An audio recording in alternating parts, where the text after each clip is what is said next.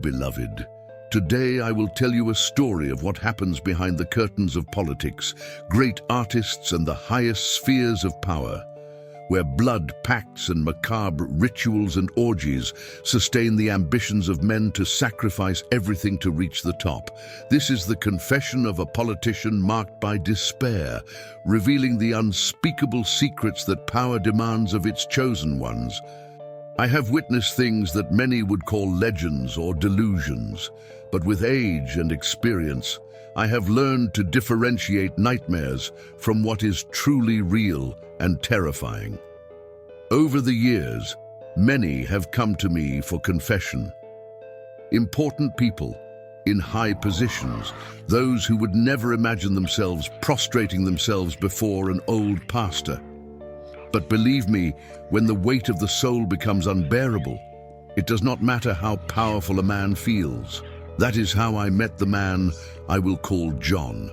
He was a man of many faces, politician, public figure, beloved by the press. But that night, he was just a bitter man, carrying a burden that was too heavy. It was late. The clock was already past midnight. John arrived at my door like a shadow, his face pale and his gaze lost. Texto padrone, he was shaking, not from the cold, but from a deep fear. The kind that only those who know that something is chasing them and that there is nowhere left to run feel. He bluntly asked me to listen to him. His voice was broken, as if each word that came out of his mouth stole a piece of life. It was a dark, heavy story. He knew that revealing all of that could cost him more than his own life. Even so, John opened up and told me what, according to him, was happening behind the scenes of power. As he began, he warned me about the dangers of knowing too much. In the world he lived in, secrets were not kept with money alone, but with blood.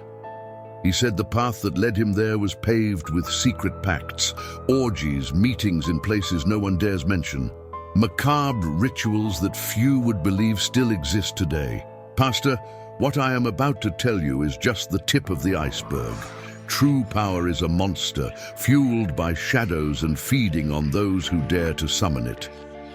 Listening to him that night, I felt that he was seeking redemption, but at the same time, I knew that he had already crossed the point of no return. He wanted to warn me, or perhaps to warn everyone, about what goes on behind the scenes, where the powerful really decide the destinies of the world. With each sentence, he described more deeply the sacrifices and compromises that men had to make with the occult. These were not just meetings, but pacts sealed in blood, lives taken and souls offered in exchange for influence, power, and an untouchable position. He explained that the higher he climbed, the more he noticed that moral and spiritual choices were set aside in exchange for something much greater, something that went beyond our common understanding. During his career, he said, he found himself involved in situations he would never have imagined, but which were almost a requirement for anyone who wanted to move forward.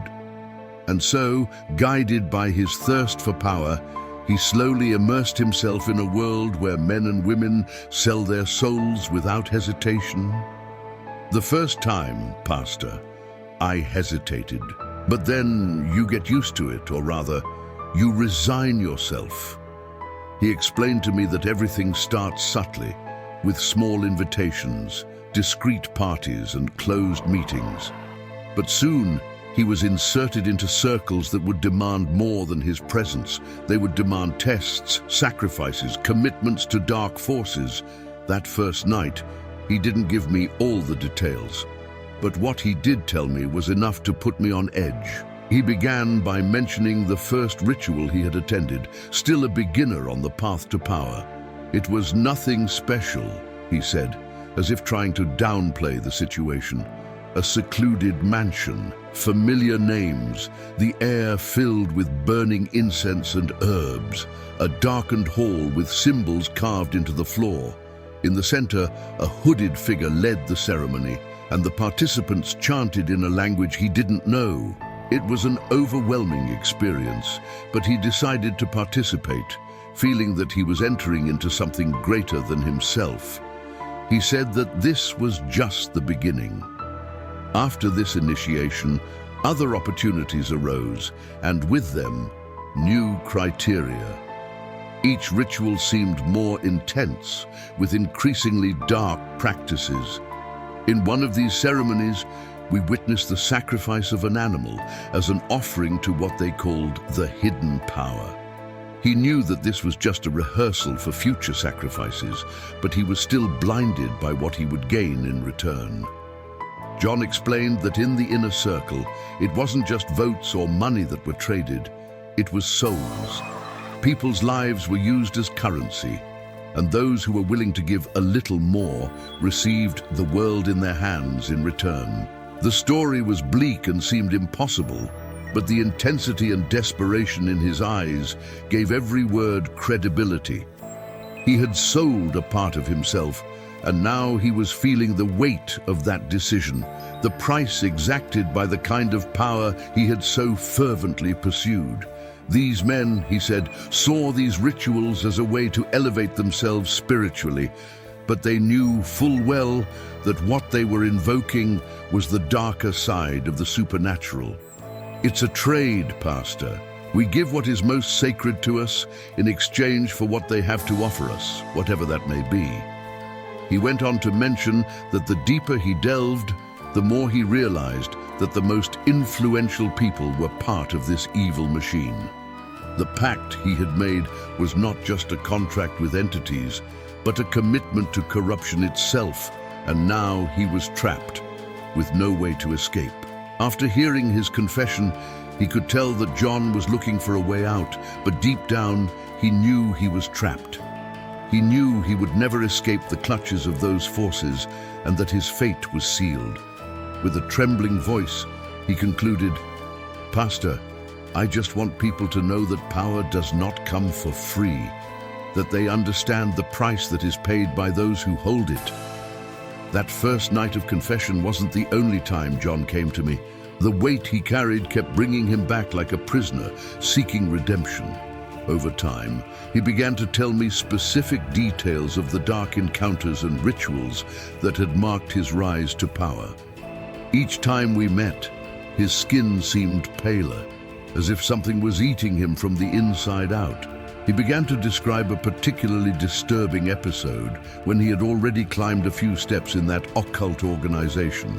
It was a cold and rainy night when he received an invitation to a special ceremony, an event that would mark a new cycle of power, and that, he was told, would open doors that few people had ever seen before, could never have imagined.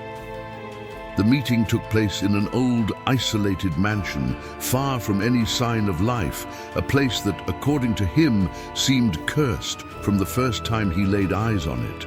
The place exuded a heavy aura, Pastor, as if the very bricks absorbed the sins of centuries, he said, his eyes fixed on the floor.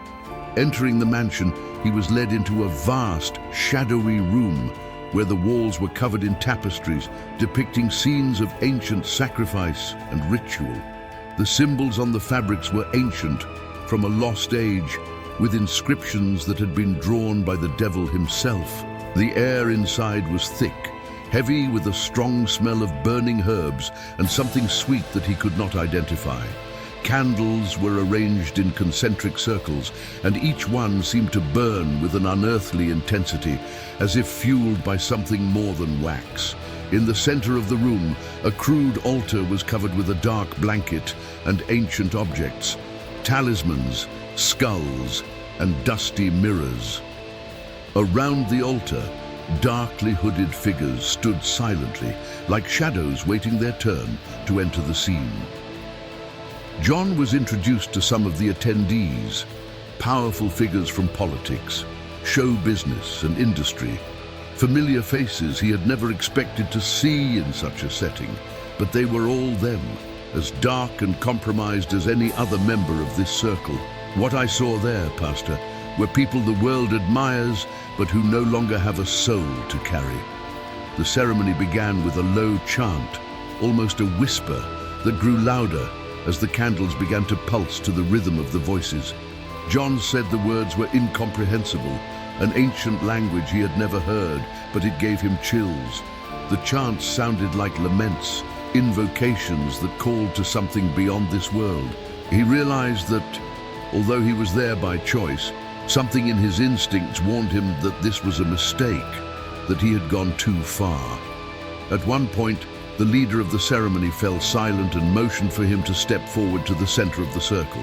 Hesitantly, John did as he was told, feeling the weight of the gazes around him. The leader, a hooded figure who seemed to command the group like a conductor conducting an orchestra of damned souls, began to recite words in a deep, steady voice, while holding a silver dagger engraved with inscriptions that glinted in the candlelight. He explained that this ritual was a final pact, a grant of absolute power, but in exchange, John must give up a part of himself that he would never get back.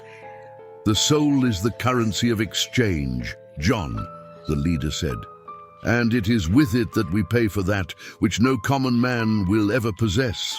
Before John could understand what was happening, two hooded figures entered the room carrying a small animal, a goat, with its eyes blindfolded and its body trembling.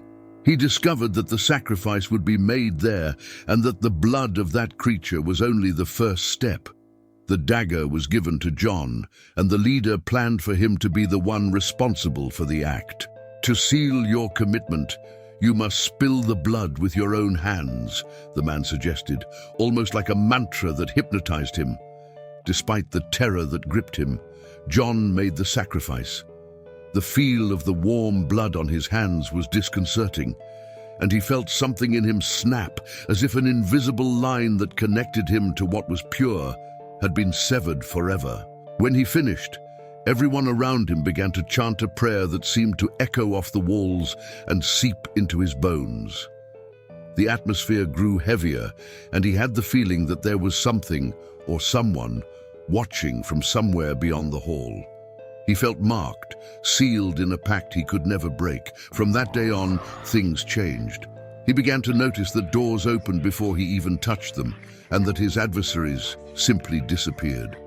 Within a few months, he had reached a position that would have taken decades to achieve, and the path to the top was always free of obstacles. However, as he progressed, he realized that his debt to the occult was growing. The sacrifice of a goat was merely symbolic, a gesture that represented a greater and darker commitment.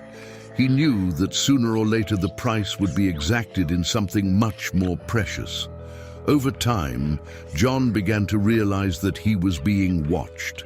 At meetings and gatherings, he would see shadows that seemed to move, and he would hear voices whispering unintelligible words, as if calling him into the darkness.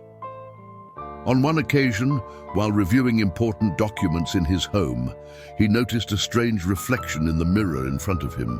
It was a shadowy figure, a hooded presence that stared at him with empty eyes. When he turned to look directly, there was no one there, but the dread he felt told him that he was being followed. In the days that followed, he began to be tormented by nightmares. In one of them, he saw himself tied to a chair while hooded figures chanted and branded his skin with sharp objects. The terror of these dreams was so intense that he would wake up in a cold sweat, with the feeling that somehow what was happening in the spirit world was marking him in the real world. In the mirror, he would see thin scars appearing on his face and hands, as if the rituals themselves were molding him for a new purpose, a new identity, that of a servant of the dark forces. It was then that I realized how deep he had sunk. His achievements, his position, and his respect were paid for with pieces of his soul and his sanity. He said that as he got deeper into the rituals, the ceremonies became more sinister, with greater sacrifices and demands for not just submission, but total devotion to the dark. The rituals began to involve human lives, missing people who, according to John, were not just numbers in the statistics. "They are pawns in a game, Pastor," he confessed, his eyes filling with tears. "A game I should not have started." At one such ceremony, he witnessed a human sacrifice with his own eyes. A young woman, gagged and chained, was led to the altar while the group chanted and invoked. He knew that this was a renewal of the covenant, a practice he could not object to. The leader of the ceremony explained that it was necessary to renew the alliances with the forces that sustain power. The words sounded like a rational practice, but John knew there was nothing rational about it. It was pure horror, and he was caught in a web he could not untie. As he told me all this, John began to cry, sobbing like a lost child.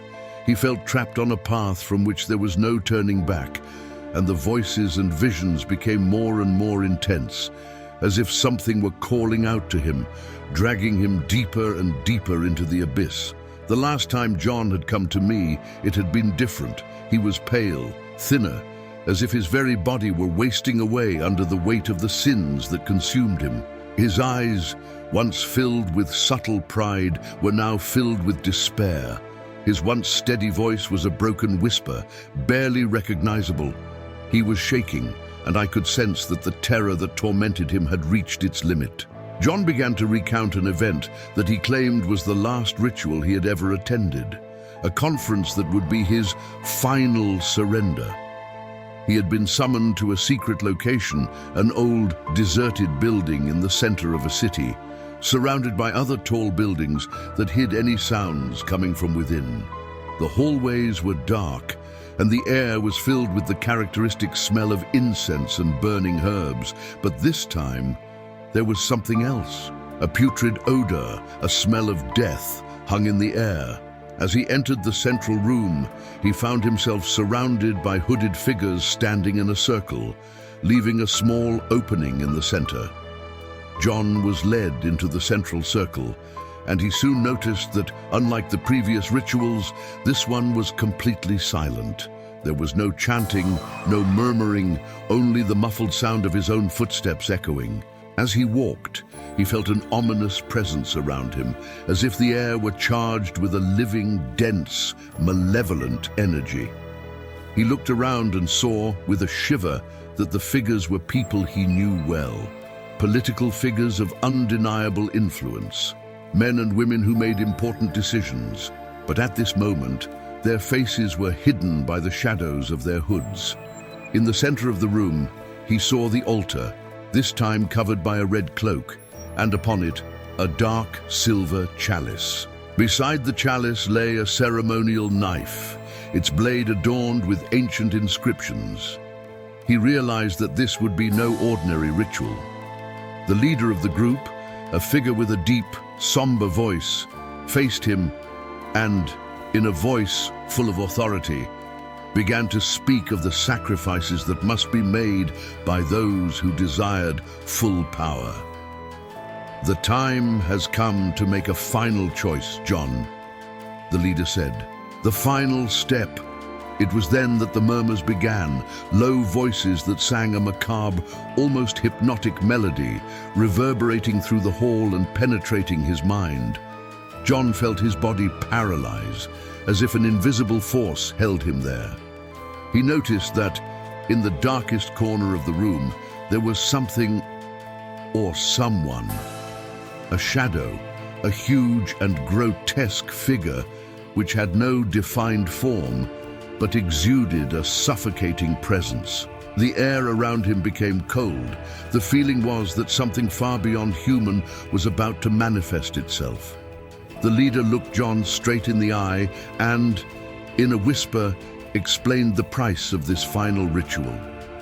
"You will give us a sacrifice, John, but this time it will not be just symbolic. It is the price of true power." He pointed to the entrance of the hall, where two hooded figures entered with a person, a child that John immediately recognized. It was his brother's son, an innocent boy, who looked at him with terrified eyes, not understanding what was happening. John felt his heart stop. This was too much. He could do anything, sacrifice anything of value, but he never imagined that he would be asked to make such a cruel and so personal sacrifice. "No, I can't," he stammered, but the words sounded weak, almost like a prayer choked by fear. Then the leader moved, whispering in his ear, "Absolute power demands absolute devotion. This is your moment, John. Prove yourself worthy." The voices around him grew louder and louder, repeating words he did not understand, but which commanded his own will. He felt his hands tremble, and the ceremonial knife was placed in his hand with a touch that seemed to burn his skin. In a moment of despair, John looked around, searching for some way out, some familiar face that could interfere with this horror.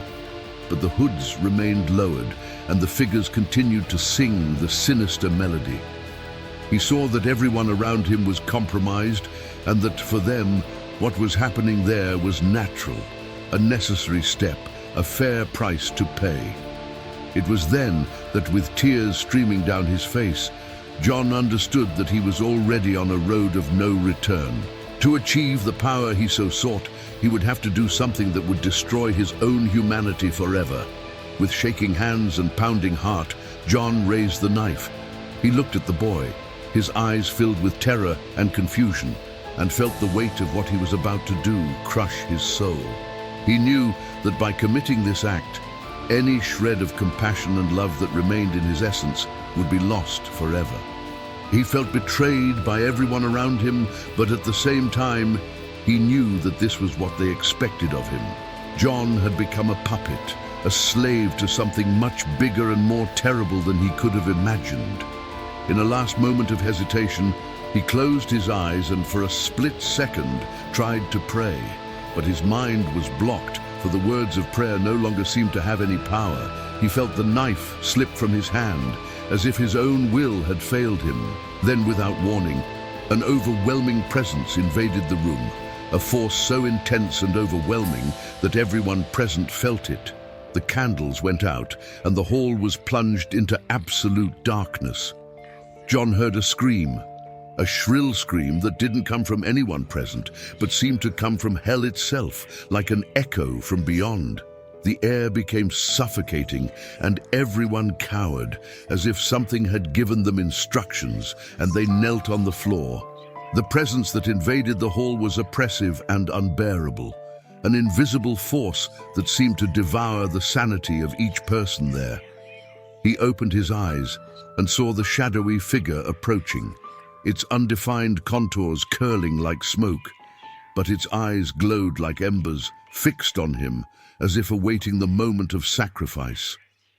The child began to scream, the sound echoing in the darkness. John found himself frozen, unable to move forward or back. And then, as if in a trance, he saw the shadow materialize beside him, whispering in a language he had never heard, but which sounded horribly familiar. The figure enveloped him, and he felt his own body melt away, as if it were being engulfed, his soul being torn apart and offered up with force. When sanity returned, he was alone at the altar. The child had disappeared, and everyone present stared at him in silence, as if waiting for confirmation. He saw that his soul no longer belonged to him, that something inside him had been ripped out and replaced. He felt an immeasurable emptiness, a feeling of death that gnawed at him from within. In a final gesture, the leader of the ritual blessed him, affirming that he had finally achieved the power he had longed for. But for John, that power was now a curse, a presence that would consume him forever. He had become a specter of himself. John was no longer the same after that final ceremony. He'd become an empty shell, someone who, on the outside, maintained his smile and charisma, but who on the inside carried the weight of a dark and insatiable abyss. Those who saw him from the outside noticed the transformation, but few dared to question it. He had already progressed, reached the pinnacle of his career, and for everyone else, his trajectory was a source of pride and respect. Little did they know that the true price of absolute power was far from visible. After that night, John felt as if something was following him at every step. In meetings, in the halls of power, even at home, the presence of that dark figure seemed to hover around him, always in the shadows, always watching. The feeling of being constantly watched drove him crazy. He began to hear voices when he was alone, unintelligible words that echoed in his mind and prevented him from resting. The voices called to him, drew his attention, and with each passing day, he felt that control of his own life was slipping from his hands. It was during one of those sleepless nights that he came to me again. His eyes were sunken, his face pale and drawn, and his hands were shaking uncontrollably.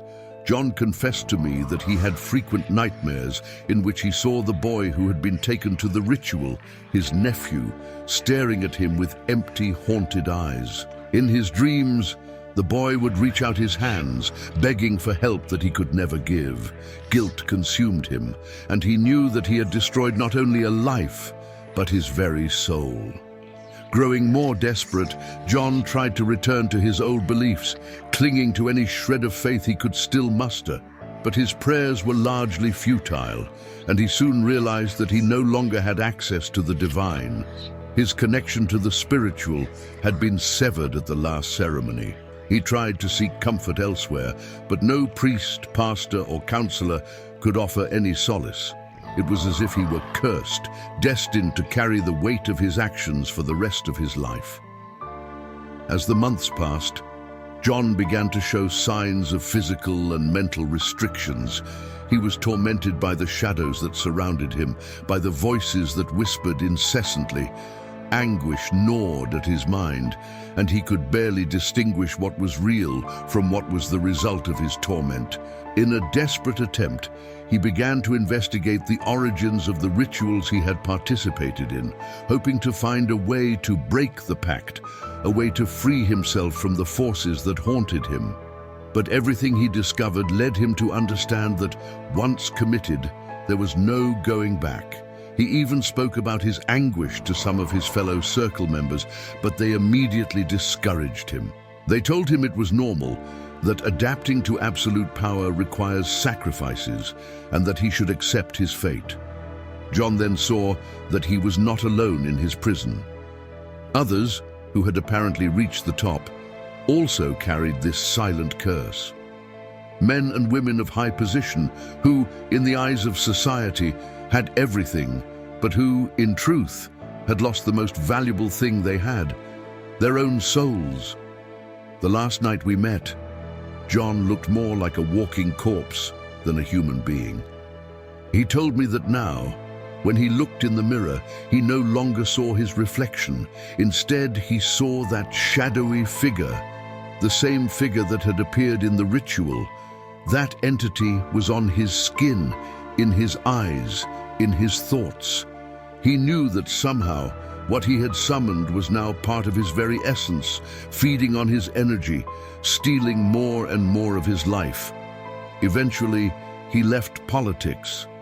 He disappeared from the spotlight, withdrawing from everything and everyone. The media reported that he was retiring to take care of his health, but those who really knew him knew that the reality was much darker. He isolated himself in an old house, far from everything and everyone, where, according to what I heard later, he spent his days muttering to himself, talking to the shadows, and hoping that somehow the entity that possessed him would finally set him free. In the last words we exchanged, John left me with a warning. "Pastor Tahe," he said, his voice weak and desperate. "Power is an illusion that consumes everything you have.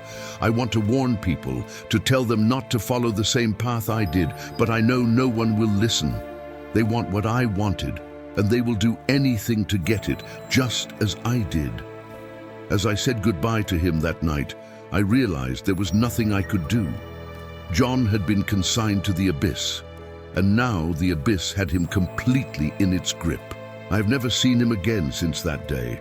Some say he went mad, others that he was gone forever, taken by forces not of this world. But to me, he became a dark warning about the price of power, a price that, as he himself put it, consumes what is most precious to you, leaving only emptiness and darkness. And to this day, I pray that no one else will have to pay the same price that John did. I hope you enjoyed the story, my dears. If you did, Leave your like and subscribe to the channel so that as soon as I come back tomorrow with a new story, YouTube will let you know. If you have any macabre stories that you would like to see told here on the channel, just send me an email. Until tomorrow, my dears, may God our Father always protect you, and don't forget, be very careful what you wish for, because the price may be too high.